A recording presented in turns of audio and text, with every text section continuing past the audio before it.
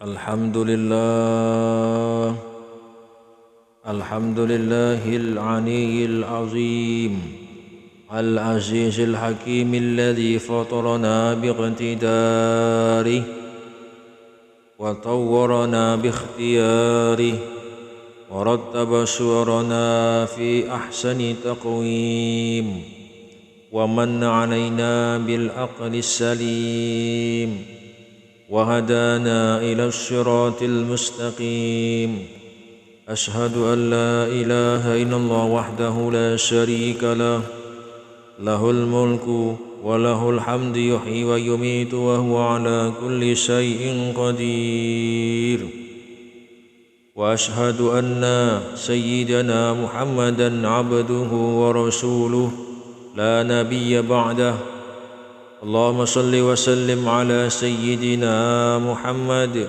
سيد المرسلين وأفضل الأنبياء وعلى آله وأصحابه أجمعين أما بعد فيا أيها المسلمون اتقوا الله حق تقاته ولا تموتن إلا وأنتم مسلمون فقد قال الله تعالى في كتابه الكريم أعوذ بالله من الشيطان الرجيم يا أيها الناس إنا خلقناكم من ذكر وأنثى وجعلناكم شعوبا وقبائل لتعارفوا إن أكرمكم عند الله أتقاكم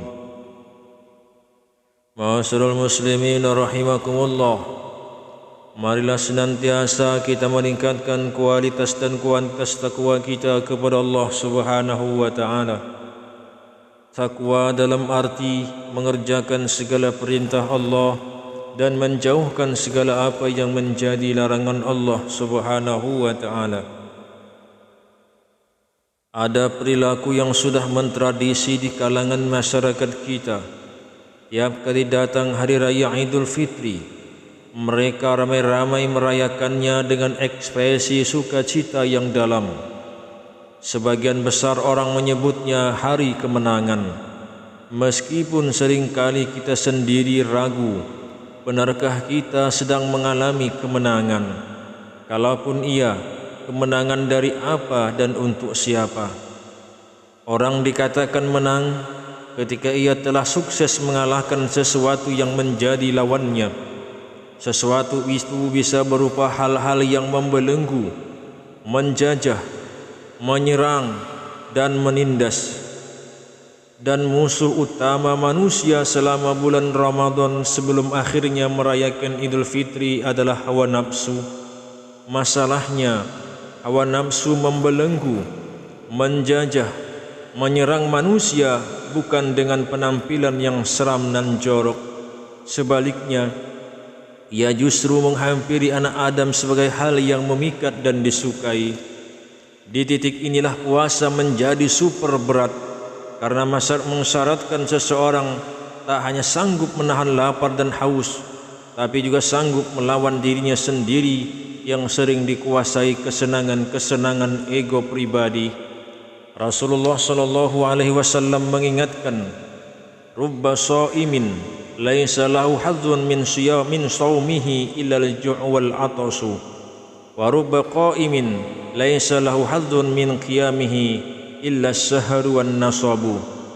Kadang orang yang berpuasa tak mendapat hasil dari puasanya kecuali lapar dan dahaga. Kadang pula orang yang qiyamul lail tak memperoleh hasil dari usahanya tersebut kecuali begadang dan rasa letih. Jika demikian, benarkah kita sedang mengalami kemenangan? Kalaupun iya, kemenangan dari apa dan untuk siapa? Hadirin salat Jumat rahimakumullah. Dalam suasana sebentar lagi kita memasuki Idul Fitri ini, penting bagi khatib pribadi dan jamaah sekalian untuk berintrospeksi tentang kualitas ketakwaan yang menjadi tujuan diwajibkannya berpuasa. La'allakum tattaqun. Bulan Syawal menjadi ukuran bagi kita untuk memeriksa segenap ibadah, tingkah laku dan sikap batin kita apakah mengalami peningkatan mutu biasa-biasa saja atau justru mengalami penurunan? Bagaimana tingkat kepekaan kita kepada sesama, terutama yang membutuhkan?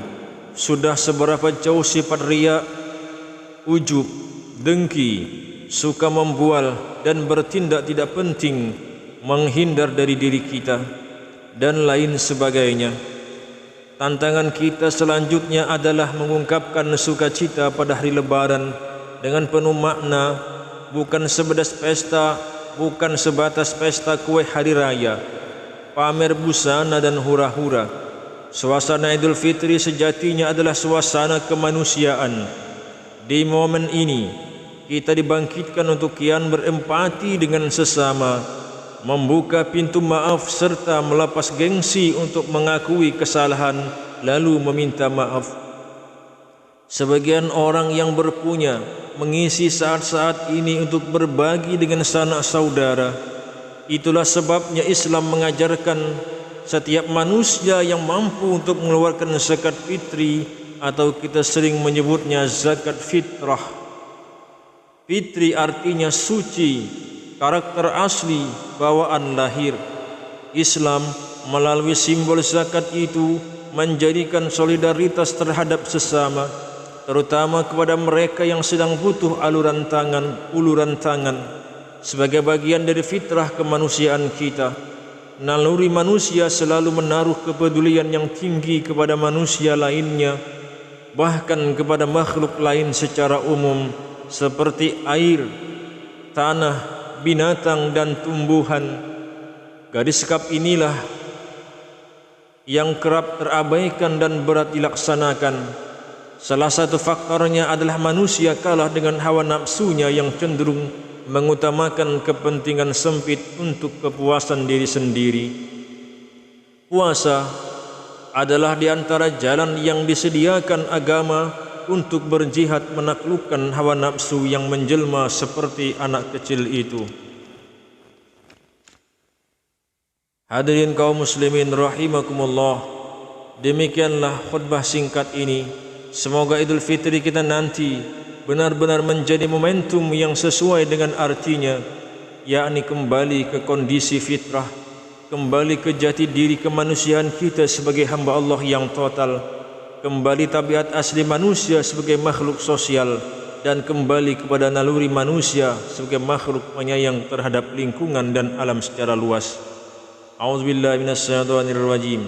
Ya ayyuhalladzina amanu kutiba alaikumus syiyamu kama kutiba alal ladzina min qablikum la'allakum tattaqun wa qur rabbighfir warham wa anta khairur rahimin.